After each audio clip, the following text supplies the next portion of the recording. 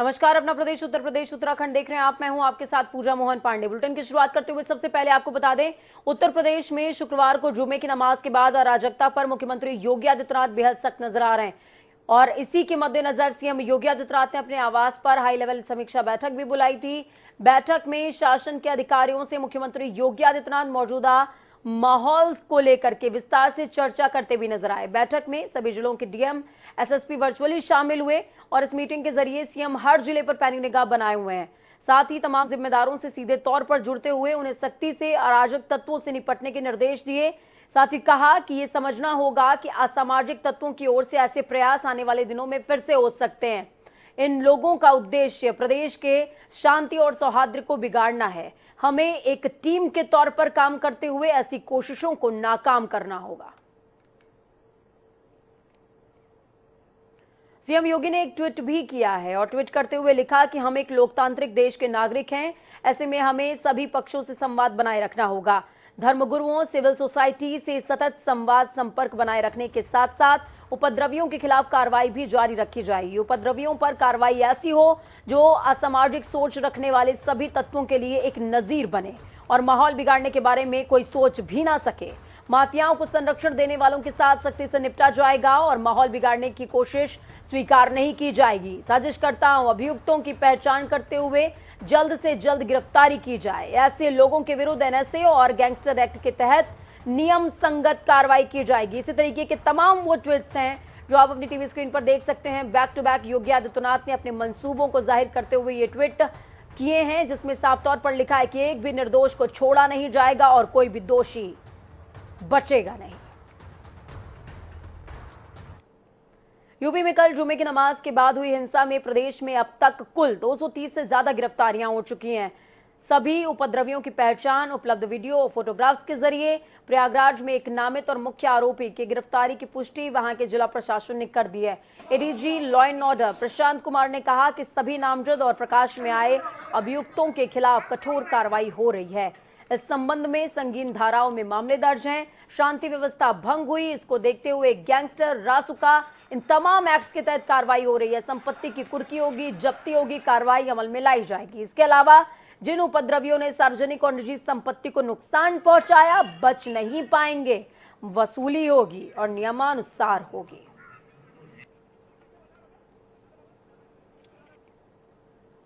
अब इन्हीं तमाम घटनाओं को लेकर के केशव प्रसाद मौर्य ने भी ट्वीट किया है। सियासत तेज है। डिप्टी सीएम केशव प्रसाद मौर्य ने ट्वीट करते हुए विपक्षी पार्टियों पर हमला बोला और कहा है कि विधानसभा चुनाव 2022 में करारी पराजय से बौखलाए भाजपा विरोधी दल नेता कट्टरपंथी देश प्रदेश का माहौल खराब करते हुए बदनाम करने का असफल प्रयास कर रहा है।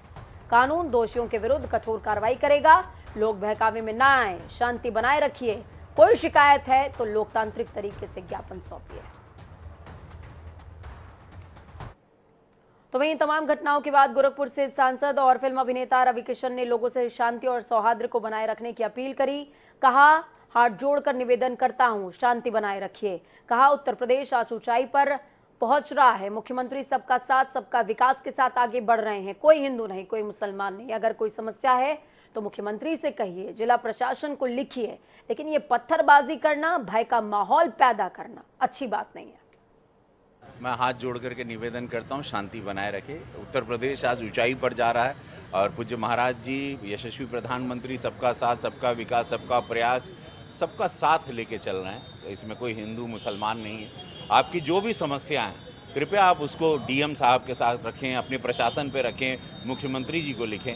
लेकिन ये पत्थरबाजी करना, भय पैदा करना, किसी गरीब के रोजगार दुकान को तोड़ना, ये अच्छी बात नहीं है। ये सब गलत है और कानून का उल्लंघन किसी को नहीं करना चाहिए। आज उत्तर प्रदेश सब जगह अपना नाम ऊंचाई पर कमा रहा है।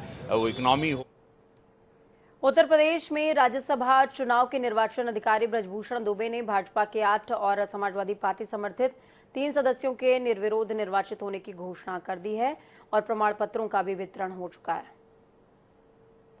साथ ही आपको बता दें कि इन तमाम सदस्यों का निर्वाचन होते हुए, हालांकि 3 जून को ही क्लियर हो गया था कि निर्वाचन तय है, लेकिन आज प्रमाण पत्रों का भी वितरण हो गया है। वहीं दूसरी तरफ उत्तर प्रदेश के विधानसभा चुनाव 2022 से पहले भारतीय जनता पार्टी को शिकस्त देने के लिए एक हुए दलों की राह अब जुदा हो रही है।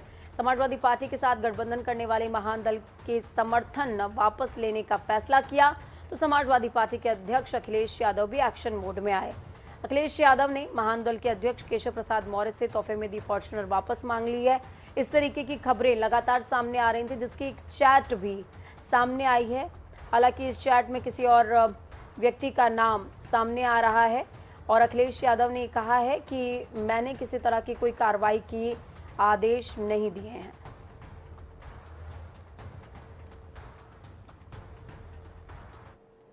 वाराणसी में काशी विश्वनाथ मंदिर को और बेहतर रूप देने का काम जारी है। मंदिर को सुंदर बनाने के लिए 60 किलो सोने की परत मंदिर के गर्भगृह के बाहर की दीवारों पर लगाने का काम गुरुवार को पूरा हो गया। इस स्वर्ण परतों के लगने के बाद मंदिर की भव्यता बढ़ गई है।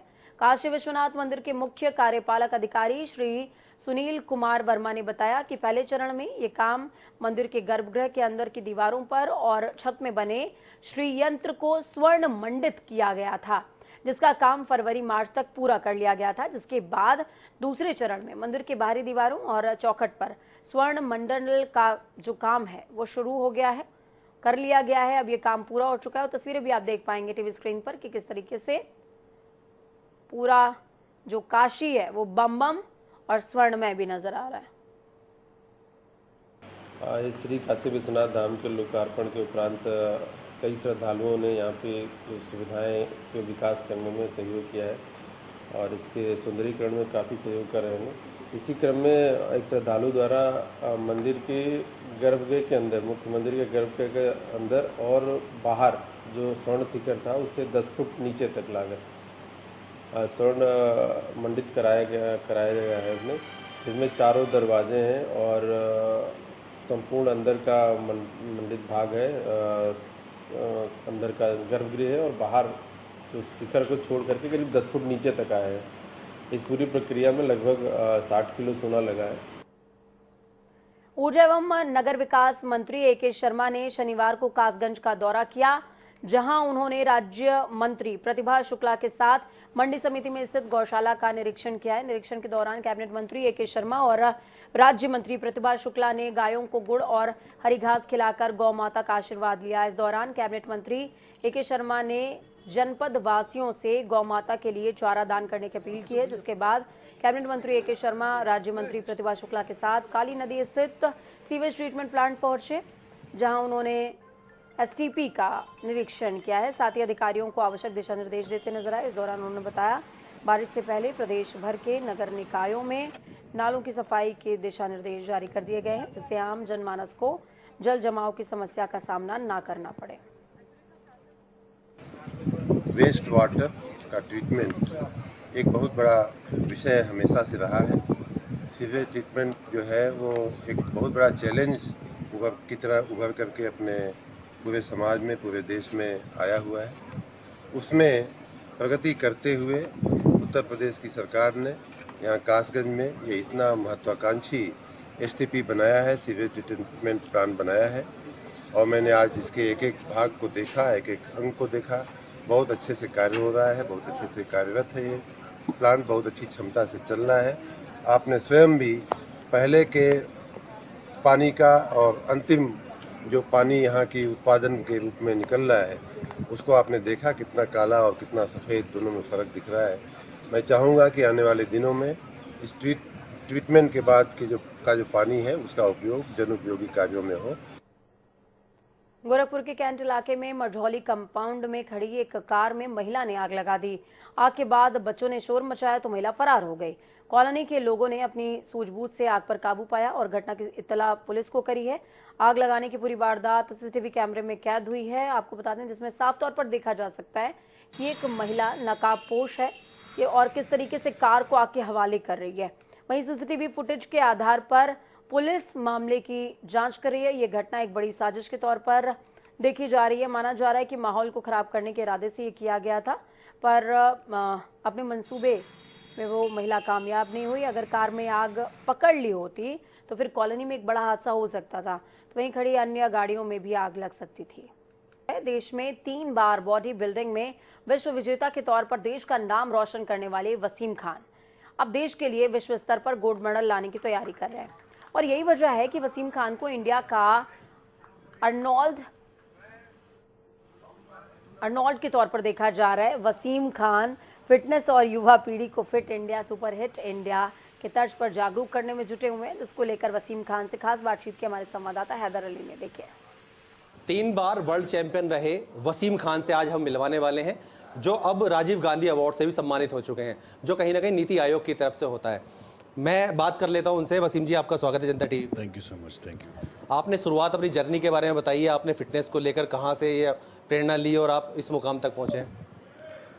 सर, मैंने 99 में स्टार्ट की थी बॉडी बिल्डिंग, और जब मैं फर्स्ट टाइम जिम में गया था तो अप्रोक्सीमेटली मेरा 49 kg वेट होता था उस टाइम पे। तो वो 49 से लेके और आज मेरा 125 के आसपास वेट है, और मैं इतना चैम्पियन भी बन चुका हूँ।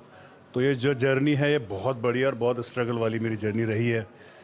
और जब मैं पहली बार जिम गया था तो वहाँ मैंने कुछ लोगों को एक्सरसाइज करते देखा जिनके मसल्स शायद उस टाइम पे 11-12 इंच के भी होंगे, तो वो मुझे 20-20, 25-25 इंच के लग रहे थे।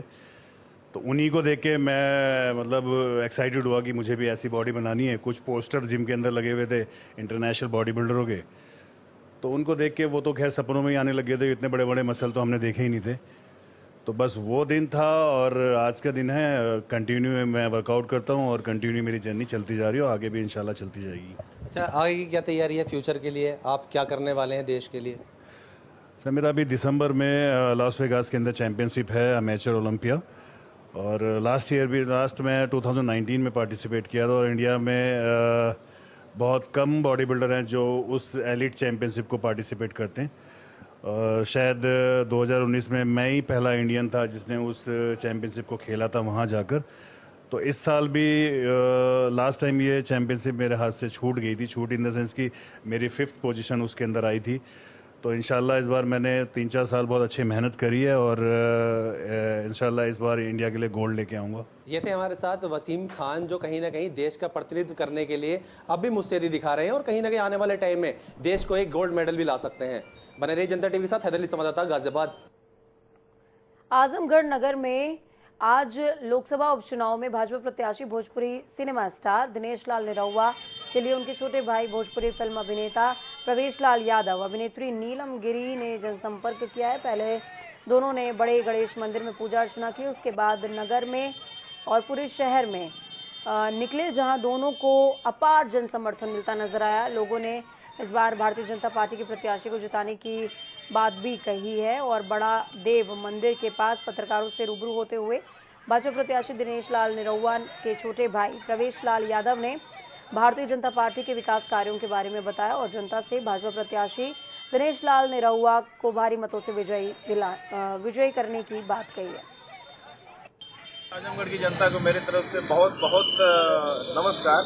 मैं हूं प्रवेश लाल यादव, दिनेश लाल यादव निरहुआ जी का छोटा भाई हूं, जो कि यहाँ के अभी प्रत्याशी हैं भाजपा से। और मैं नामांकन से यहाँ पे घूम रहा हूँ और मैं आप सबको बताना चाहता हूँ कि अब समय बदलने वाला है, आजमगढ़ बदलने वाला है। क्योंकि पहले जो बात थी वो भी बात नहीं है। आप लोग को भी पता है कि पहले अखिलेश भैया जीत गए थे, जीतने के बाद लगभग 2-2.5 साल बाद चले गए। 2-2.5 साल में कुछ हुआ भी नहीं और हम खास समय बर्बाद हुआ।